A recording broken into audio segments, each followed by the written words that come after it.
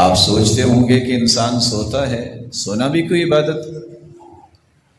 تو ضرورت ہے، اور بس اوقات ضرورت سے زائد انسان سوتا ہو تو وہ عادت بھی بن جاتی ہے۔ یہی تو ایک کمال ہے ایمان کا کہ انسان جب اللہ ذوالجلال کے فرامین کے تابع ہو جاتا ہے، رسول اللہ صلی اللہ علیہ وآلہ وسلم کی رہنمائیاں قبول کر لیتا ہے، تو اس کی عادت بھی عبادت لکھی جاتی ہے، اس کی ضرورت بھی عبادت لکھی جاتی ہے۔ ایک انسان سو گیا ہے، نہ وہ نماز پڑھ سکتا ہے،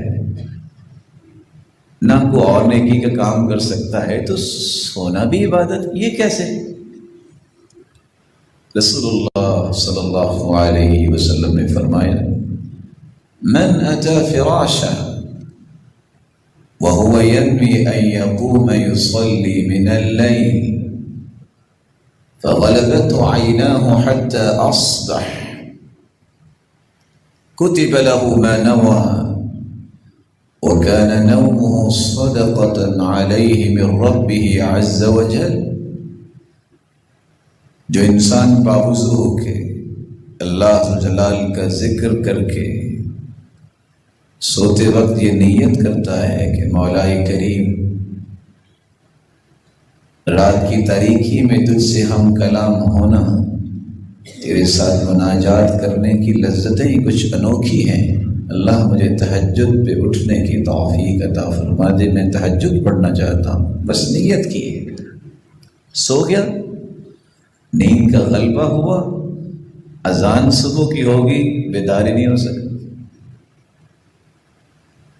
حدیث سے کہتی ہے، اور ایک دوسری روایت میں آتا ہے، یا ملائکتی انا قیدت عبدی بقید من قیودی، اور میرے فرشتوں اس کو کڑیاں تو میں نے ڈالی نا، سو گیا۔ اچھا، اس کی نیت کتنی خوبصورت تھی، یہ تہجد پڑھنا چاہتا تھا،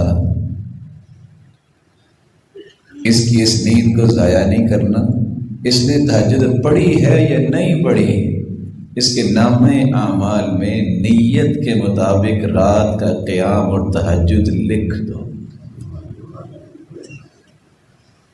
یہ تو رات کو سویا رہا، لوگ صدقہ بھی کرتے رہے، میرے فرشتوں یہ میرا محبوب بن گیا ہے، اخلاص کی وجہ سے اس کی نیند بھی ضائع نہ کرنا۔ 4 سے 6 گھنٹے کی جو نیند اس نے لی ہے، اس کے نامہ اعمال میں یہ نیند بھی بطور صدقہ لکھ دو۔